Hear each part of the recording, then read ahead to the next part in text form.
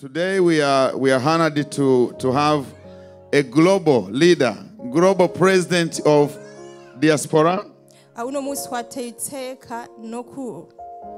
Mr. Samwuel is with us today. Aringaha. He's here today. Naho vya mugoye gato gushaka kumwanya. Although he struggled to come on time. Ariko munyemerere ndamuhe iminota na 10. But please allow me to give him 10 minutes. Aturamutse. To greet us. Atubwire kubera ko ari ngaha muri Adelaide. And tell us why he's here in Adelaide. Na majambo make imigamba adufite imyaka mike iri imbere. In few muri mwishama rongoye. The plans he has for us within ariko ndashima kuba yashyize ngaha. But I'm grateful that he made it. Kuko urinze uza muri Adelaide. Because when he comes to Adelaide, amazing. You attend African churches, including amazing. Let me urge him to come forward. Welcome. President, God bless you. Welcome, President. May God bless you. Thank you. Thank you. Jenny, bazako no koresha Kirundi. I believe I can use Kirundi. Pasika nziza. Happy Easter. Nashitse muri ko murakira ijambo. I came here during the word of God. Nanje naryakiriye. I also received it. Naririye. I also had some. Riraryoshe. It was wonderful. Sinarihaze ariko nzoguma ndarirya. I'm not full, so I will continue eating it. None umwanya ntiwakunze ntaco reka ce ndababwira nanje bingenza. At the time did not allow me, but let me tell you my purpose for being here. Kwera umunsi wa Pasika rero ikintu cyambere ndababarira nuko Pasika niki, Pasika nizuka, izuka niki, izuka n'ubuzima bushasha. Ubuzima bushasha niki, n'umuntu ava mu byo yarimwo akaja muri bishasha. Izuka ni cizere cy'ubundi buzima. Resurrection is a wonderful day that we start a new life. Bisigura yuko abarundi hari tuvuga ngo twaravumwe. Sometimes Burundian we say we are cursed. That is how we have always been. It looks like we've been bewitched. But that's not true. The people I was with yesterday, I told them to be wise. Because the Bible talks about the wise and fools. Because a person can be doing the same things for a long time because they're not wise yet. Does that mean you've been witched?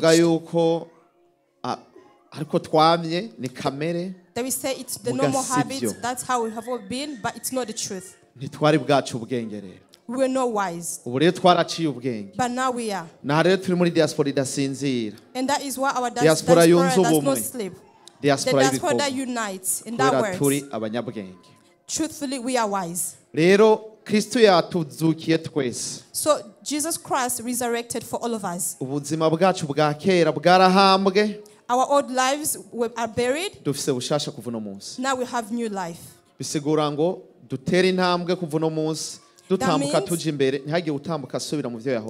go forward and not go back into the past. And the Bible tells us clearly that whoever that accepts the word of God, what shows that you are children of God is because you say it and you do it.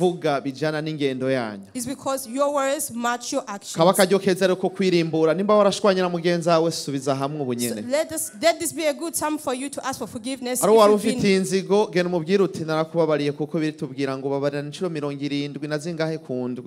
those you have issues with, please go back and ask for forgiveness or forgive them. So nobody who knows Jesus does not forgive. Give that forgiveness. But you are also allowed to punish at some point. The Bible allows it. Let the diaspora come back. We can't remain the same thing just because we allow people to do whatever they want. Person can sin, we can see it, but we don't advise them. A person can claim the wrong thing and we also join them.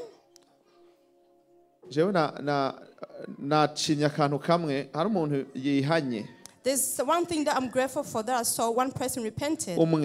One person repented. hihanye umuntu umwe. Only one person repented. Mugandazi harabagumye bicaye And I'm sure there are people who kandi remain in bazi ko their abanyabyaha seats, even though they are aware they are sinners, kubera gutinya ijambo. because they are afraid of the word. Kugwa si bibi, There is nothing wrong with falling back, ikibi no guherayo. but the problem is remaining in those wrong things. Harahiriwe rero yahisemo kuva mu buzima yahoramwe akaja muri bushasha. So lucky is that person who repented. Wewe wanse kubikora ni ugowe. You who refuse to repent, you are the one who will Ni vyiza suffer. rero kuva mu buzima bwa kera ukaja muri bushasha narijya duhimbaza Pasika. So it's wonderful to leave things behind and move forward. Sinje kubatwara umwanya. I'm not Iryo here ryari to take jambo a ryo lot of kubabwira yuko tutavumwe, tutarozwe, tari kamere, ahubwo ibihe twabayemo ntitwari bwaba abanyabwenge. But I want to remind you, we have not been bewitched, Ubu we're rero not tubaye cursed, abanyabwenge. just we're no wise. From Tuteza now on we are gukundana. wise. So we need Tuteza to love one kugwanira another. ukuri. We need to Tuteza fight for the kugwanya truth. ikinyoma. We need to fight Tuteza against kwigizayo uwo wese azaducamwo imigwi. and push back anyone who divides us. Abakozi b'Imana dutegerezwa kuja hamwe. So the servants of God, we need to be together. Abakristo bose tukaja hamwe. And the Christians, we need to unite. Kuko abamenye Imana ntibankana. Because the people who know Jesus Nubwo cannot hate one badahuza baguma another. bakundanye. Even when they don't get along, they Kanatsinda have to ivyiyumviro continue ntibishobora loving one guhura another. vyose. And nothing can go. Mugabo ntibisigura yuko muca mwankana mudahuje ivyiyumviro. Just because you don't have the same thoughts does not mean you hate one another. Usengera ngaha muri Amazing Grace. If you pray here in AGGC Nusengera hariya hose nagiye naho ntagiye. and someone else who prays Mwese in muri other church, ab'Imana. we all belong to Jesus. Nta mpamvu nimwe yo kwankana. There's no reason to hate one another. Bibiri tubwira amajambo aryoshe tuyakurikize tuyagende twubake. The Bible tells us good words. Let us follow it. Nagoma saba umwana ntegure muri Nehemiya 4. I was going to ask a reader to read in Nehemiah 4, Umurongo wa 14. 14. Iryo niryo jambo nibaza norangiriza ko rya Nehemiya 4. Nehemiah 4, 14. 14. Waje kwategura hasome uwa yahateguye. If you have already seen it, please read. Nehemiya 4. Nehemiah 4, Nehemiya 4 ufise kirundi. Nehemiah chapter 4. Umurongo wa 14. Mwakiri ko baraharondera waharonse? Did you find it? Oh, okay, mumpere. Nehemiya 4:14. Imbere yuko ahasoma 14. Before he reads it, diaspora ni iki? what is diaspora? Diaspora What is n'umuntu diaspora? wese amaze amezi 6 inyuma y'igihugu ciwe. It's anyone who've been outside their Abayo home country for canke 6 months. Mho rero mwarabaye aba diaspora ba Rukovongo. So we are all diaspora because we've been here Ko for a bamaze very long imyaka time. 10, abandi 5, abandi 20. Some of us have been Urumva here rero for mwe 10 muri ba years Rukovongo. outside of our Muri home diaspora. countries. So you are diaspora. Hagira uzikumira rero. Please don't isolate Bahamagaye yourself. abarundi seruke. When we call upon Bavuze Burundians, aba please come diaspora forward. seruke. When we call upon Bavuze ati aba Burundians, please come diaspora forward. subira iwanyu When we subireyo. say diaspora, return Bavuze back ati genda home, go mukore back. imigambi genda mukikorereyo. And when we say go work there, go also work Muca there. mubitwenga mugana ukuri. Bibiri You are tubwira laughing, ngo but it's the nihagera truth. igihe mukarya mugahaga mukamaza umutubatse mukamererwa neza ntimwibagire Imana bakuye mu bugaragwa. Uwabaye mu Don't ikambi yarabaye mu bugaragwa. Wavuye mu Burundi akenye ari mu bugaragwa. Wavuye mu Burundi ari mu gwanko injyane sagiru yari mu bugaragwa. Wavuye mu Burundi atagiriwe ubwenge uba bufise yari mu bugaragwa.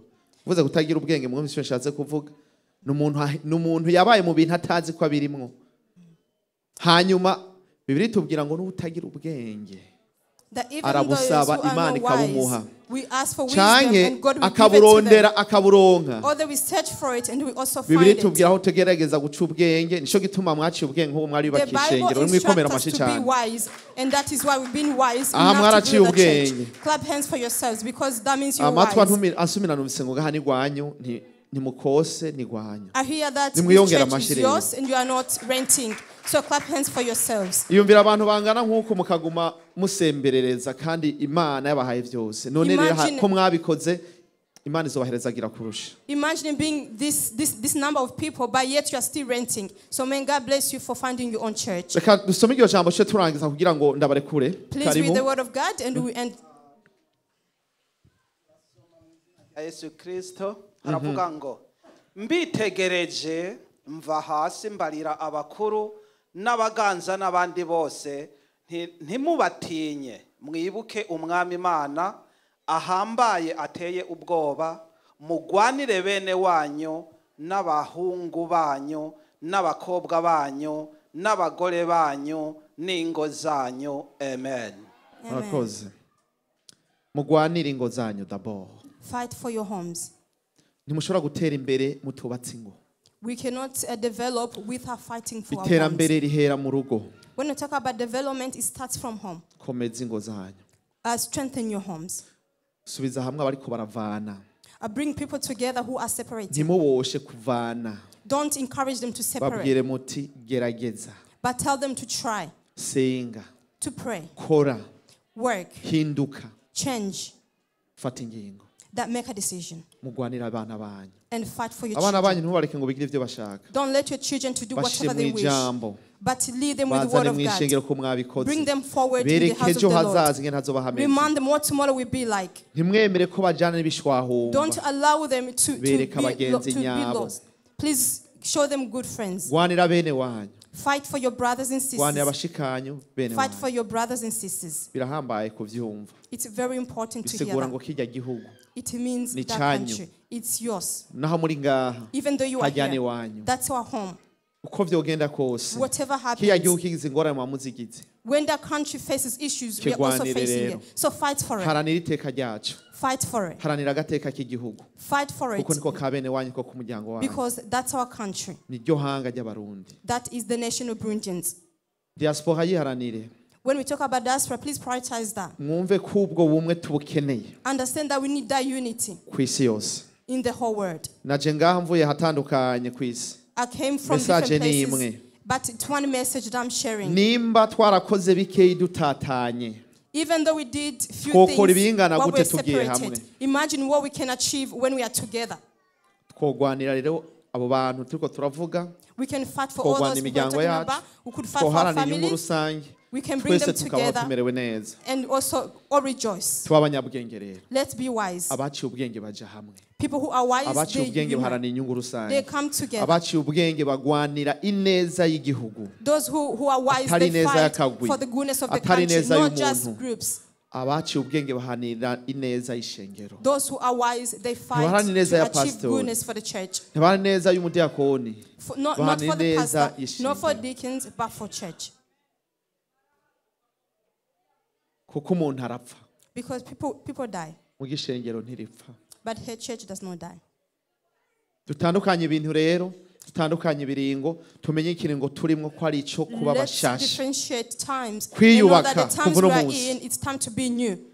Nimwava ngaha, when you leave this place, umwe wese yandikire message umuntu yagiriye nabi. Send a message to the person you have issues with. Mwene wacu. And tell them, my brother, my sister, it's the devil that caused it. So I ask for forgiveness because today I'm new. And that's it. hanyuma uwakugiriye nabi nawe umwandikira uti nabaye mushasha biretubwira ngo tubara inshuro 77 kundwi kuva uno munsi ndakubabariye nitwahura turamukanye ibyabaye twabihambye twazukanye bishasha nimwabikora uko nta kabuza muzobona ijuru Imana ibahezagire rero dukundane hagati yacu twubake diaspora yacu tugire ubumwe tuba abantu badasinzira abantu bama bari maso nk'uko bire dusaba kwama dukanuye kugira ngo niyo umukwe yaza tuze twinjirane nawe Imana ibahezagire rero mwakoze kunyakira kandi ko mwanyakiriye ndabasaba umugisha nyakubahwa pasiteri n'abandi bantu mwese mwaje ngaha kuko beritubwira ngo aho muzogenda bakabakira muri basabira umugisha ko mwemeye ko ninjira umugisha w'Imana ubabeko mwakoze cyane